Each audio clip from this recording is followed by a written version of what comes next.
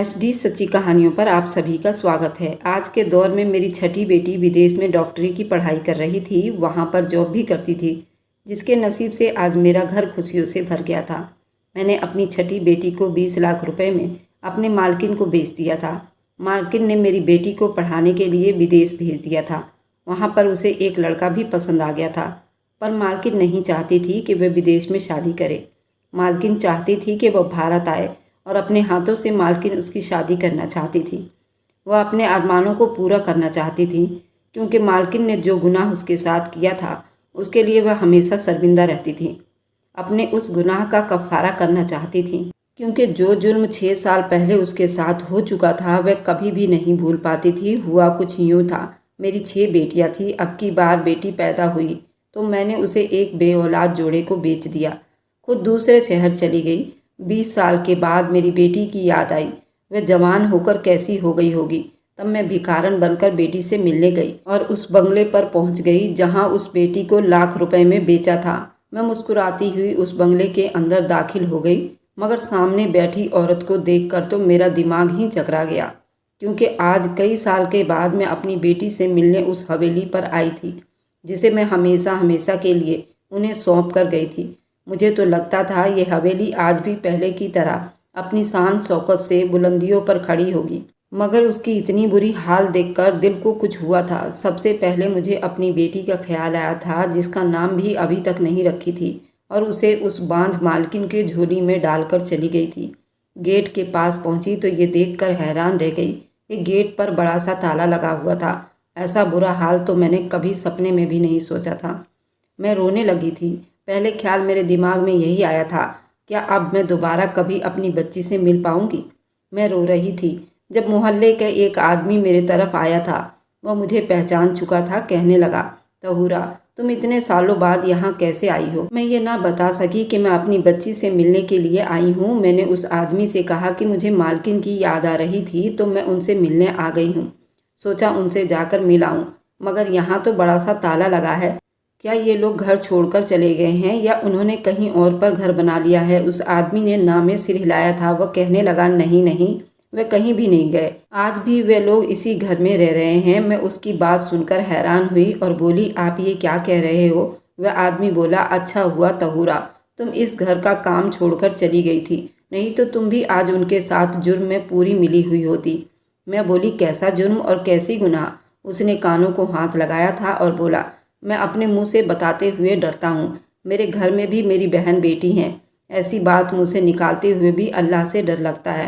मैंने मोहल्ले वालों से बात की है। हम इस गुनाह के दलदल को इस मोहल्ले से ही हमेशा के लिए साफ कर देंगे। उनकी इस तरह की गलत हरकतें देखकर हमारी बच्चियों के दिमाग पर गलत असर पड़ता है। वह हमसे इस घर के बारे में सवाल करती हैं तो सर शर्म से झुक जाता है। अभी कुछ ही देर में मोहल्ले के सारे लोग यहाँ जमा हो जाएंगे और इस घर को हमेशा के लिए, गुनाह के दलदल को हमेशा के लिए साफ करवा देंगे। वह आदमी कोई और नहीं बल्कि मेरे मालिक का चचेरा भाई था। हम सब उसे अल्ताफ साहब कहकर पुकारते थे। मैं बोली, अल्ताफ साहब, आपकी तो सारी ज़िंदगी यहीं पर गुजरी है। आप तो मालकिन को जानते हैं कि वह कितनी शरीफ हैं। अब आप ये सब कैसे कह रहे हैं। उससे पहले कि वो मुझे कोई और बात बताता, हमें कुछ और आदमियों की बोलने की आवाज़ आने लगी थी। मैंने पीछे मुड़कर देखा तो आसपास के मोहल्ले वाले आकर जमा हो रहे थे। आज बहुत बड़ा फैसला होने वाला था। हर किसी के जुबान पर यही बात थी कि आज इस मोहल्ले का ये गुनाह का दलदल हमेशा हमेशा के लिए साफ हो जाएगा। ये गुनहगार लोग यहाँ से चले जाएंगे, नहीं तो हमारे मोहल्ले में ऐसा अजाब नाजिल होगा कि हम सब इसी में गर्क होकर रह जाएंगे। यहाँ सब लोग गुस्से का शिकार थे, मगर उस वक्त मेरी हालत बहुत बुरी हो रही थी। मेरे पूरे जिस्म में सनसनी दौड़ रही थी। मेरी आंखों से आंसू गिर रहे थे। नज़रों के सामने मेरी उस नन्ही सी बच्ची का चेहरा घूम रहा था, जो बस कुछ देर की मेहमान थी, और मैंने उसे अपने जिस्म से जुदा करके मालकिन के गोद में डाल दिया था। क्या मैंने उसे गुनाह के दलदल में फेंक दिया था। हमारे मोहल्ले के मस्जिद के मौलाना साहब आगे बढ़े थे और उन्होंने घर का दरवाज़ा बजाना शुरू कर दिया था। फिर उन्होंने तेज़ आवाज़ में कहा कि रियाज साहब, आकर ये दरवाज़ा खोलिए। आपके खिलाफ मोहल्ले वालों को कुछ कहना है, वे आकर दूर कर दें, नहीं तो आप ये घर छोड़कर चले जाएंगे। पीछे से एक आदमी बोला, नहीं नहीं इमाम साहब, हम सब इस आदमी को ऐसे ही इस मोहल्ले से जाने नहीं देंगे, बल्कि इसको इबरत का निशान बना देंगे। इसके घर वालों को पत्थरों के साथ बहिष्कार कर देंगे। ताकि आज के बाद कोई इस तरह का गुनाह और जुर्म ना करे। और सोचे भी ना। मौलाना साहब ने कहा कि चुप कर जाओ, अगर तुम लोग मुझे यहाँ पर फैसला करने के लिए लेकर आए हो, मुझे ही ये मामला देखने दो। दिल ही दिल में दुआएं करती जा रही थी, या अल्लाह मेरी बच्ची इस घर में महफूज हो। बड़ी देर तक इमाम साहब दरवाज़ा खटखटाते रहे, मगर घर में से किसी ने दरवाज़ा खोलने की हिम्मत ना की थी। तभी कुछ नौजवान आगे बढ़े थे। उन्होंने मौलाना साहब से इजाज़त तलब नज़रों से देखा। मौलाना साहब ने हाँ में सिर हिला दिया था तो दो लड़के दीवार फलांग कर घर में दाखिल हो गए थे और फिर उन्होंने गेट के सामने एक छोटा सा दरवाज़ा खोल दिया था। मौलाना साहब आगे बढ़ गए थे। अभी और भी लोग अंदर की तरफ दाखिल होने लगे थे, मगर मैंने सबको धक्का देकर पीछे कर दिया और खुद अंदर की तरफ भाग गई थी। भागते भागते आंगन में गई थी। जैसे ही मेरी नज़र मेरी बच्ची पर पड़ी तो मैं ज़मीन पर गिर पड़ी थी। मेरी आंखों से आंसू बहने लगे थे। मैं चिल्लाकर बोली, इतना बड़ा गुनाह, इतनी बड़ी जाति। तभी सब लोग घर के अंदर दाखिल हो गए थे, जबकि मेरी बच्ची भागकर, मैं प्रेग्नेंट थी, मेरे ऊपर तले 5 बेटियां पैदा हो गई थी। बच्चों की पैदाइश में गैप ना होने की वजह से मेरी हालत बहुत ख़राब हो गई थी। घर में खुराक की भी दिक्कत थी। 2 वक्त की रोटी भी आराम से खाना नसीब नहीं होती थी। मैं माँ थी, अपना पेट काट कर अपने हिस्से का खाना भी बच्चों को दे देती थी ताकि उनका पेट भरा रहे। मुझे चलने फिरने में भी परेशानी थी, मगर मेरी सास तो मेरी फिक्र ही नहीं थी। वह हर वक्त मुझे ताने दिया करती थी। कहती थी, जब से ये मनहूस कदमों वाली लड़की हमारे घर में आई है, जब से हमारे घर में पैसों की तंगी हो गई है, अपनी तरह 5 मनहूस बेटियां भी पैदा कर दी है। मेरा बेटा इन सब का खर्चा कैसे उठा पाएगा। ये बातें सुनकर मेरा दिल कांप कर रह जाता था, मगर मेरी सास इतने में भी बस नहीं करती थी। वह आगे से कहती थी, अगर इस बार भी तूने बेटी नहीं जन्मी, तुझे तलाक दिलवा दूंगी, अपने बेटे की शादी कहीं और करवा दूंगी। हमें नहीं चाहिए बेटियां। अल्लाह मेरे बेटे को बेटा दे दे जो मेरे बेटे का सहारा बने और उसके साथ मिलकर रोज कमाए। पहले तो मेरी सास मेरे साथ लड़ती थी तो मेरा शोहर बड़ा एतराज करता था। वह अपनी मम्मी से कहता था, खुदा के लिए आप ऐसी बातें ना किया करें, तहूरा मेरी बीवी है और उसका ख्याल रखना मेरी जिम्मेदारी है। पहले 2 बेटियां हुई थी तो मेरा शोहर अच्छा था, तीसरी बेटी के बाद भी मेरा शोहर खामोश ही था, मगर उसने कोई बुरी बात मुंह से नहीं निकाली थी। चौथी बेटी के बारे में मेरा शोहर उदास ही मेरी तरफ देखने लगा और कहने लगा, काश इस बार बेटा हो जाता तो मम्मी मुझे तंग ना करती। मैं उसकी बातें सुनकर ठंडी आहें भरकर रह गई थी। मगर जब 5वीं बेटी पैदा हुई तो मेरे शोहर के माथे पर बल पड़ गए थे।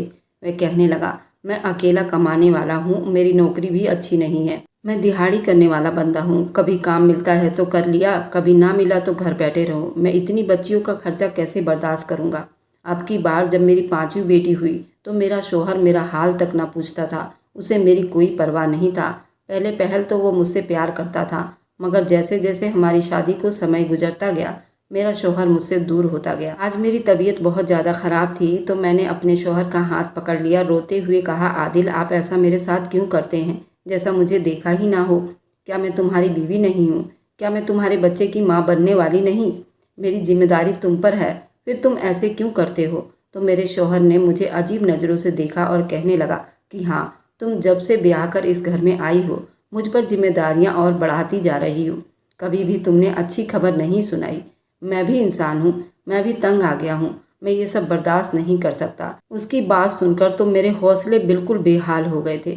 मैं बोली, क्या बर्दाश्त नहीं कर सकते? बच्चियों की पैदाइश, इसमें मेरा कोई गुनाह नहीं है, ये तो अल्लाह की देन है। तो मेरा शोहर कहने लगा, बस बस बहुत हो गई बातें, उठो जाओ मेरा सर न खाओ।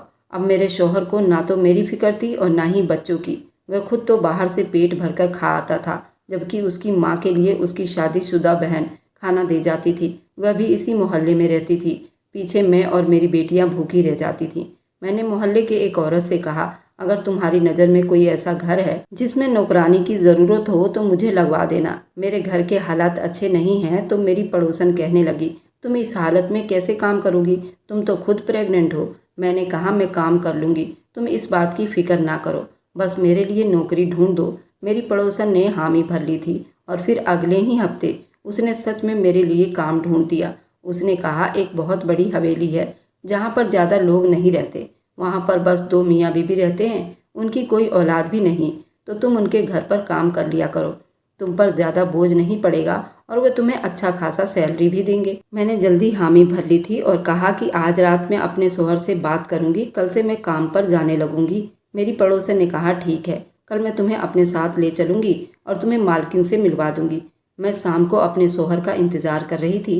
न जाने मेरे दिल में ये ख्याल बार बार क्यों आ रहा था कि क्या पता ऐसा मुझे कहेंगे कि तुम्हारी हालत ठीक नहीं है, तुम किसी के घर काम करने नहीं जाओगी, तुम्हारी जिम्मेदारी मेरी है, मैं ही सब कुछ पूरा करूँगा।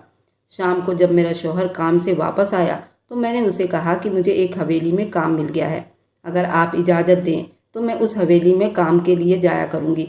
आदिल ने मेरी तरफ अजीब नज़रों से देखा था। वह कहने लगा, कैसा काम है? मैंने कहा, साफ सफाई का और खाना पकाने का। आदिल कहने लगा, शुक्र है कि मुझे तुमने आज कोई अच्छी खबर सुनाई है, जाओ जाकर काम करो ताकि मेरे सर का थोड़ा बहुत बोझ कम हो जाए। मुझे इस बात की खुशी भी थी कि मुझे काम की इजाज़त मिल गई है, मगर मेरे अंदर का जो मान था वह टूट गया था। जब एक औरत का मान सम्मान टूट जाता है तो पीछे क्या रह जाता है? मान सम्मान टूट गया तो समझो एक औरत टूट गई, बाहर बस एक जिंदा लाश रह जाती है। अगले दिन मुझे पड़ोसन मालकिन के घर पर ले गई थी। उसने मेरी हालत देखी तो कहने लगी, तहूरा तुम घर की सफाई कैसे करोगी, तुम तो खुद प्रेग्नेंट हो। मुझे तुम्हारी पड़ोसन ने तुम्हारे बारे में सब कुछ बता दिया है। तो मैंने बोली, मालकिन आप बिल्कुल फिक्र ना करें, ये कौन सा मेरा पहला बच्चा है जो मैं नाजुक बनकर बिस्तर से लग जाऊंगी। मैं छठी बार प्रेग्नेंट हो गई हूँ और जहाँ अपने घर के इतने काम करती हूँ वैसे यहाँ भी कर लिया करूँगी। इससे मेरे बच्चों की काफ़ी मदद हो जाएगी, मेरी बेटियां 2 वक्त की रोटी इज्जत से मिल जाएगी। मालकिन ने कहा, ठीक है, मैं तुम्हें काम पर रख लेती हूँ। मेरी मालकिन बहुत अच्छी औरत थी, उसका मिजाज बहुत अच्छा था, वह बहुत प्यार से बात करती थी। मैं प्रेग्नेंट होने की वजह से वह मेरा भी ख्याल रखती थी। घर में जो भी फ्रूट होता था वो मुझे ज़बरदस्ती खिला देती थी। एक दिन मैं मालकिन के पैरों की मालिश कर रही थी तो वह कहने लगी कि तुम्हारा शौहर तो तुमसे बड़ा खुश होगा ना, तुमने उसे इतने बच्चे पैदा करके दिए हैं। मालकिन की बात सुनकर मेरे आंखों में आंसू आ गए थे। मैंने कहा, मेरा शौहर आदिल मेरा खाला का बेटा है, उसने मुझसे लव मैरिज की थी, मगर फिर जब मेरे घर में 5वीं बेटी ने जन्म लिया तो उसने भी मुझसे नज़रें फेर ली और मुझसे दूरी बना ली। वह मुझे अब पसंद नहीं करता, मेरा बच्चा पैदा होने वाला है, जबकि आदिल ने पहले से ही मुझे धमका दिया है। अब तो उसने मुझे आंखें भी दिखानी शुरू कर दी है। मैं अपने इस बच्चे के लिए परेशान हूँ। मेरे तो पहले ही 5 बेटियां हैं, कभी भूखी सो जाती हैं, कभी खाना मिलता है। बच्चे भूखे और खुराक की कमी की वजह से बहुत कमज़ोर हैं। न जाने उन लड़कियों की खुराक को मैं कैसे पूरा कर सकूंगी। तो मालकिन थोड़ी उदास होकर कहने लगी, या अल्लाह, तेरी मर्जी तू ही जाने। किसी पर कर्म करता है तो करता ही चला जाता है। किसी को इतनी औलादें देता है, उसे संभाले नहीं संभलती, और कोई औलाद के लिए तरसता रहता है। तहूरा, तुम्हें पता है कि मेरी शादी को पूरे 7 साल हो गए हैं, मगर अभी तक मुझे औलाद की खुशी नसीब नहीं हुई। मेरी सास अपने पोते को गोद में खिलाने का सपना लेकर कब्र में जाकर सो गई। मेरे यहाँ अल्लाह ने रहमत नहीं भेजी। मैंने तरह तरह के अच्छे अच्छे डॉक्टर से अपना इलाज करवाया, मेरे शौहर ने भी अपने सारे टेस्ट करवाए हैं, सब ठीक है, मगर अल्लाह के तरफ से देरी है। मेरा बड़ा दिल करता है कि मैं कोई बच्चा गोद ले लूँ, मगर मेरा शौहर उस पर भी राजी नहीं होता। मैंने उससे बहुत बार कहा, हम किसी की यतीम खाने से बच्चा गोद ले लेते हैं, मगर मेरा शौहर मानता ही नहीं है। अब तुम ही बताओ मैं क्या करूं? मेरी मालकिन की बातों में इतनी बेबसी थी कि मेरा दिल कटकर रह गया था। मैंने मालकिन को दिलासा दिया था और कहा कि अल्लाह हम दोनों के साथ अच्छा करेगा। फिर जब अगले दिन मैं बंगले में काम पर वापस आई तो मुझे देखकर मालकिन की चीख निकल गई थी। वह कहने लगी, क्या हुआ तुम्हारे साथ? ये सब किसने किया तुम्हारे साथ? तुम्हारे चेहरे पर इतने निशान क्यों हैं? मुझे देखकर वो बुरी तरह से घबरा गई थी। मेरी आंखें भी सूजी हुई थी। मैं रोने लगी और बोली, कल मेरे शौहर ने मुझ पर हाथ उठाया है। वह इस बच्चे को दुनिया में नहीं लाना चाहता। मेरी सास ने मेरे शौहर को मेरे खिलाफ भड़का दिया है तो वो मुझ पर गुस्सा करने लगा है। मैंने भी आगे से जवाब दिया कि तुम्हारा ही बच्चा है आदिल, तुम ऐसा क्यों कह रहे हो? तो उसने मुझ पर हाथ उठाया है और ये भी कहा, इस बच्चे को दुनिया में आने से पहले ही पेट में ही ख़त्म कर दो। मुझे ये बच्चा नहीं चाहिए। अगर तुम जिद करोगी तो मैं तुम्हें तलाक दूंगा। मेरी मालकिन रोने लगी। वह कहने लगी, तुम्हें पता है, कल मुझे मेरे शौहर ने कहा कि वो मुझे छोड़ देगा या दूसरी शादी कर लेगा। हम दोनों औरतें बहुत मजबूर हैं। मैं कल सारा दिन सोचती रही और इस चीज़ का हल भी मैंने निकाल लिया है। अगर तुम बुरा न मानो तो मैं तुम्हारे साथ एक बात शेयर करूंगी। मैं बोली, जी जी मालकिन, कहिए क्या कहना चाहती हैं? मेरी इतनी मजाल कि मैं आपकी बात का बुरा मानूं? मालकिन कहने लगी, तहूरा, तुम्हारा कौन सा महीना चल रहा है? मैं बोली, अभी मेरी प्रेगनेंसी का 3रा महीना शुरू हुआ है। तो मालकिन कहने लगी, चलो तुम अपने इस बच्चे को ना मारो और ना ही तुम्हारा शौहर तुम्हें तलाक देगा। इस चीज़ से बचने के लिए तुम अपने घर में ये मशहूर कर दो कि तुमने बच्चा ख़त्म करवा दिया है और मैं उधर अपने शौहर से झूठ बोल दूंगी मैं प्रेग्नेंट हो गई हूँ। इस तरह जब तुम्हारे कोख से बच्चा जन्म लेगा तो वो मैं रख लूँगी। तुम्हारे शौहर को कानो कान खबर भी नहीं होगी, क्योंकि इतने बच्चे जन्म देने के बाद मेरा फिगर एकदम ख़राब हो गया था। बिना प्रेगनेंसी के भी मेरा पेट बाहर को ही रहता था। इतना लोगों को पता नहीं चल सकता था कि मैं प्रेग्नेंट हूँ या नहीं। अब तुम्हारी जिम्मेदारी पर यह काम है कि तुमने अपने घर वालों से कैसे छुपाना है और अपने शौहर को इस बात का किस तरह से यकीन दिलवाना है कि अब मैं प्रेग्नेंट नहीं हूँ। ये तुम मुझ पर छोड़ दो। तुम्हारे यहाँ बेटी हो या बेटा, जो भी होगा तुम मेरे गोद में डाल देना और इस काम के लिए मैं तुम्हें पूरे 25 लाख रुपए दूंगी और फिर ये तुम शहर छोड़कर चली जाना। बोलो तुम्हें मंजूर है? इस तरह तुम्हारे होने वाले बच्चे की जान भी बच जाएगी, तुम्हारा घर भी नहीं टूटेगा और फिर तुम अपनी बेटियों के साथ आराम से अपनी ज़िंदगी गुजार सकोगी। उन्हें दुनिया की हर खुशी दे पाओगी। मेरी आंखों से आंसू बह रहे थे। मैंने कहा, मालकिन, अगर ऐसा हो जाए तो बहुत ही अच्छा होगा। आप तो मेरे लिए मसीहा साबित हो जाओगी। उस दिन हम दोनों औरतों ने अपने गमों को दूर करने के लिए ये फैसला कर लिया था कि हम ये बात पूरी दुनिया से छुपा कर रखेंगे। मैं शाम को घर वापस गई तो मेरा शौहर सामने ही बैठा हुआ था। उसके तेवर खराब दिख रहे थे। वह कहने लगा, हाँ मुझे बताओ, तुमने क्या फैसला किया है? तुम्हें इस घर में रहना है या फिर अपनी छठी बेटी को इस दुनिया में लाना है? मैंने अपने शौहर का हाथ पकड़ लिया और उससे कहा, मैं तुम्हारे साथ रहना चाहती हूँ। कल ही मैं अस्पताल जाकर इस बच्चे को ख़त्म करवा दूंगी। तब कहीं जाकर मेरे शौहर का मिजाज ठीक हुआ था। मेरी सास बड़ी खुश हो गई थी, लेकिन मैं अंदर से टूट कर रह गई थी। अब जब भी मैं काम करने जाती, मेरी मालकिन मुझे काम न करने देती, बल्कि सारा दिन कहती, तुम आराम करो क्योंकि तुम्हारे कोख में मेरी अमानत पल रही है। और फिर ज़बरदस्ती मुझे खाना भी खिला दिया करती थी। फल फ्रूट तो वो हमेशा मेरे लिए तैयार ही रखती थी। मालकिन ने घर में एक और नौकरानी रख ली थी। मेरे आराम का वो पूरा ख्याल रख रही थी।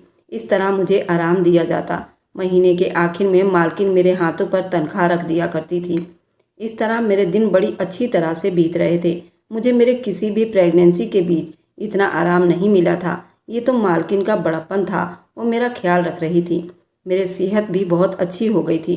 मालकिन ने मुझसे कहा था कि तुम आजकल अपने घरेलू टेंशन से भी दूर रहा करो। अगर तुम्हारा शौहर तुम्हारे साथ लड़ता है तो भी उसके बारे में तुम कुछ भी ना सोचा करो। तुम अपने आप को हमेशा नॉर्मल रखा करो। इससे तुम्हारे बच्चे के सेहत पर भी काफ़ी असर पड़ेगा। मैं तो मुस्कुरा देती थी, कहती थी, ऐसा कैसे मुमकिन है जब मेरे बच्चे भूखे होते हैं? कैसे टेंशन ना लूँ। मालकिन मेरी बच्चियों के लिए भी खाना भेजने लगी थी। शौहर का मिजाज अब काफ़ी अच्छा हो गया था क्योंकि उसका खर्चा जो घट गया था। मैंने मालकिन से पूछा कि आपके शौहर का रवैया आपके साथ अब कैसा है? क्या वह अभी भी दूसरी शादी करना चाहते हैं? मालकिन के चेहरे पर उदासी फैल गई थी। वह कहने लगी, हाँ, मेरा शौहर अब दूसरी शादी तो नहीं करेगा, लेकिन अब वो काफ़ी चुप रहता है। शायद उसे कभी भी इस चीज़ की उम्मीद ही नहीं थी कि मैं प्रेग्नेंट हो पाऊंगी और उसे औलाद की खुशी दे पाऊंगी। लगता है मैंने उसकी दूसरी शादी के अरमानों पर पानी फेर दिया है। क्या पता मेरे इस कमी की वजह से वह अपने लिए दूसरी दुल्हन भी तलाश किए बैठा होगा। तभी तो चुप रहता है। लेकिन तुम फिक्र ना करो, धीरे धीरे हम दोनों के मामलात भी ठीक हो जाएंगे। मैं काम पर जाती थी तो मालकिन मुझे एसी वाले कमरे में लिटा देती थी। तब मैं अपने पेट में हाथ रखकर अपने होने वाले बच्चे के साथ ढेरों बातें किया करती थी। मैंने उसे अपनी मजबूरी बताई थी। उसे समझाया था, मुझसे नफरत ना करना, तुम्हारी माँ मजबूर है। तुम जैसे पैदा हो जाओगी मैं तुम्हें गैरों के हाथों में सौंप कर चली जाऊंगी। लेकिन फिक्र ना करना, ये जो औरत है ये तुम पर अपना जान निछावर करेगी। लगता है मैंने अपनी बेटी के साथ जो वादे किए थे वह झूठ निकले थे, क्योंकि आज जब मैं घर में दाखिल हुई तो अजीब सा मंजर देखा था। मेरी बेटी मालिक के साथ चिपक कर बैठी हुई थी, जबकि जो मालकिन थी वह तो घर के कामकाज में बिजी थी। मालिक की आवाज़ मेरे कानों में गूंजी थी। वह कह रहा था, राबिया, मैं तुम्हें बहुत मोहब्बत करता हूँ। जब से तुमसे शादी हुई है मेरी तो दुनिया ही बदल गई है। मैं चीख पड़ी थी और बोली थी, ये तो सरासर गुनाह है। तब तक बाकी लोग भी घर में दाखिल हो चुके थे। एक आदमी ने आगे बढ़कर मालिक को गिरेबान से पकड़ लिया था और कहने लगा, ये क्या बेहूदगी है और ये क्या बेशर्मी है? तुम अपनी बेटी के साथ शादी कैसे कर सकते हो? मेरा दिमाग घूम कर रह गया था। ऐसा लगता था अभी चकरा कर गिर जाऊंगी। मौलाना साहब आगे बढ़े थे। उन्होंने मालिक से कहा कि तुम मुझे सच सच बताओ कि तुम पर मोहल्ले वालों ने जो इल्ज़ाम लगाई है क्या वह सच्ची है? क्या तुम सच में अपनी बेटी से निकाह कर चुके हो? क्या ये लड़की तुम्हारी निगाह में है? तो मालिक ने इस बात में हाँ में सिर हिला दिया था। उसने कहा, हाँ, इस लड़की के साथ निकाह कर चुका हूँ, मगर मेरी बात सुनिए। मालिक की बात अभी पूरी नहीं हुई थी कि कुछ लोग आगे बढ़े थे। उन्होंने मालिक पर हमला कर दिया था। मालिक ने अपने जान बचाने के लिए कहा, रुको, मेरी बात सुनो, ये मेरी बेटी नहीं है, ये लड़की मेरी बीवी ने गोद ली थी। तब मौलाना साहब कहने लगे, भले ही ये तुम्हारी मुँह बोली बेटी है, इसके साथ भी निकाह जायज़ नहीं। तुमने ये क्या किया है? तुमने गलत किया है। मैं भी थर थर काँप रही थी, जबकि मेरी मासूम बेटी भी घबरा रही थी। मालकिन आगे बढ़ी और कहने लगी, मौलाना साहब, आप मेरी पूरी बात सुनिए। मौलाना साहब कहने लगे, हाँ बेटी, तुम बताओ क्या सच है और क्या झूठ है। मालकिन बोली कि मैं शादी के 7 साल के बाद भी औलाद पैदा नहीं कर सकी थी। मेरे शौहर ने मुझे अपनी दूसरी शादी की धमकी दी थी, इसलिए मैंने अपनी नौकरानी से उसकी बेटी गोद ले ली थी और यही कहा था, मेरी अपनी बेटी है। ये नौकरानी आप सबके सामने खड़ी है, इससे पूछ लीजिए। मैं भी इस बात को जल्द ही कबूल कर लिया था और बोली कि ऐसे ही बात है। तब मालकिन कहने लगी, मैंने अपने शौहर को बताया कि मैं प्रेग्नेंट हूँ, मगर मेरा शौहर खुश नहीं हुआ था। जिस रोज़ ये बच्ची मेरी गोद में आई, उस दिन मेरे शौहर ने मुझसे कहा, मैं तुम्हें अभी के अभी तलाक देकर घर से निकाल दूंगा, नहीं तो मुझे सच सच बता दो ये किसकी बेटी है। मैंने अपने शौहर को यकीन दिलाने की कोशिश की, इस बच्चे को मैंने ही जन्म दिया है। तब मेरा शौहर कहने लगा कि मैं तो बांझ हूँ, मैं तो औलाद पैदा कर ही नहीं सकता, फिर ये किसकी बेटी है? तुमने कहाँ अपना मुंह काला किया है? ये बात सुनकर तो मैं घबरा कर रह गई थी। मैं बोली कि मैंने कहीं भी अपना मुंह काला नहीं किया, बल्कि ये बच्ची मैंने नौकरानी से ली है, उसको मैं अपनी बेटी बनाकर रखूंगी। मौलाना साहब, मैं उस वक्त इतनी परेशान थी कि मेरा झूठ मेरे शौहर के सामने आ गया था। मैं तो अपने शौहर से नज़रें मिलाने के काबिल नहीं थी। वह मुझे उठते बैठते इस बात का ताना मारता था कि तुम इस तरह मक्कार औरत हो, तुमने मेरे साथ बेवफाई की है, तुमने ज़रूर किसी और के साथ मुँह काला किया है, मेरे सामने मक्कारी की है, तुमने तो पूरे 9 महीने तक मुझे धोखा दिया। उसने तो मुझे इस बात का एहसास भी नहीं होने दिया कि वह खुद बांझ है, उसमें खुद कितना बड़ा ऐब है, मगर उसने अपना ऐब छुपा लिया। शादी के बाद उसने हमेशा मुझे औलाद का ताना दिया था। मेरा ध्यान किसी और जगह गया ही नहीं था। जब मुझे शौहर की हकीकत का पता चल गया तो उसने मुझ पर मक्कारी का इल्ज़ाम लगा दिया। मैं खुद को मुलजिम साबित करती रही। मुझे तो पता ही नहीं था कि मेरा शौहर मेरे जज्बात के साथ खेल रहा है। मेरे शौहर ने मुझे साफ साफ कह दिया था कि वह इस बच्ची को घर में नहीं रखेगा। मोहल्ले वाले की नज़रों में राबिया मेरी बेटी थी और मेरे ही साथ रहती थी, मगर ऐसा नहीं था। राबिया के लिए मैंने अलग से नौकरानी रखी हुई थी। राबिया उसके साथ क्वार्टर में रहती थी। इन सालों में कभी भी मेरे शौहर ने उस लड़की को नहीं देखा था और ना ही बाप वाला रवैया रखा था। मैं भी उस बच्ची की माँ न बन पाई थी। बस पूरे दिन में एक आधा घंटे के लिए उसके पास चली जाती थी। मेरा शौहर अब भी मेरे साथ बहुत बुरा था। वो मुझे देखकर गुस्से से मुस्कुरा दिया करता था और कहता था, मेरे सामने तुमने नकली प्रेगनेंसी का नाटक किया और न जाने तेरे कितने यार होंगे, मेरे नाक के नीचे क्या कुछ करती रही होगी। मैं तो इन बातों में ही उलझ कर रह गई थी। कभी पलटकर सवाल करने का ख्याल ही नहीं आया कि झूठे इंसान तो तुम हो। तुमने मेरी जवानी को अजाब बना डाला। खुद तो बांझ थे, औलाद मुझसे मांगते थे। खैर, जब राबिया 16 बरस की हो गई तो एक दिन वो मेरे पास आई थी। तब मेरे शौहर की नज़र उस पर पड़ गई थी। वह पूरा साल खामोश रहा, कुछ नहीं बोला, मगर जब वो 20 साल की हो गई तो मेरे शौहर ने मेरे सामने तलाक के कागज़ रख दिए थे। कहने लगा, तुम्हें तलाक दे दूंगा, नहीं तो मेरा निकाह राबिया से करवा दो। मेरा शौहर जानता था तलाक ऐसी चीज़ है जिससे मैं बहुत डरती थी, क्योंकि मेरे माँ बाप का इंतकाल हो चुका था और मेरे पास रहने के लिए कोई ठिकाना नहीं था। राबिया भी उससे निकाह नहीं करना चाहती थी, मगर वह भी मेरी तरह मजबूर थी। उसके पास कोई और चारा नहीं था। राबिया से निकाह करने के बाद मेरे शौहर ने मुझे इस घर की नौकरानी बना दिया और राबिया को मालकिन। न जाने मोहल्ले में ये बात कैसे फैल गई थी। अच्छा ही हुआ। राबिया आगे बढ़कर कहने लगी, मुझे इस आदमी से तलाक चाहिए। मौलाना साहब ने पुलिस को बुला लिया और राबिया से ज़बरदस्ती निकाह का मुकदमा दर्ज हो गया।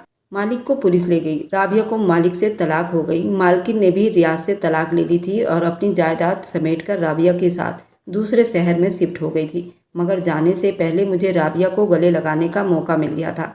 मेरी उस बेटी के नसीब से अल्लाह ने मेरी 5 बेटियों का नसीब खोल कर रख दिया था। मालकिन के हवाले जब मैंने राबिया को किया था तो मेरी ज़िंदगी बदल गई थी। मेरा शौहर मेरे साथ अच्छा हो गया था।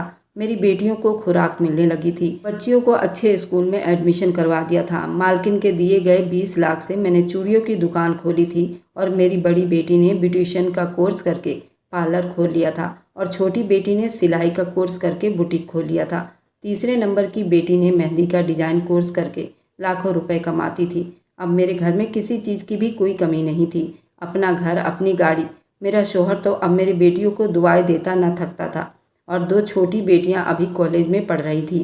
मेरी सास भी अब मेरी 5 बेटियों की खूब सराहना करती थी। अब वो मेरी बड़ी बेटी की शादी के चक्कर में पड़ी हुई थी। रोज़ रिश्तों के तलाश में रहती थी। अगर आपको आज की कहानी पसंद आई है तो वीडियो को ज़रूर लाइक कीजिएगा और अपने दोस्तों के साथ शेयर भी कीजिएगा। और हाँ, अगर आपने अभी तक हमारे चैनल को सब्सक्राइब नहीं किया है तो ज़रूर जाकर सब्सक्राइब कर लें। मिलते हैं हम अपनी कल की एक नई दिलचस्प कहानी के साथ। मुझ पर सदा अपना प्यार और स्नेह बनाए रखें। सभी को मेरा प्यार भरा नमस्कार दोस्तों।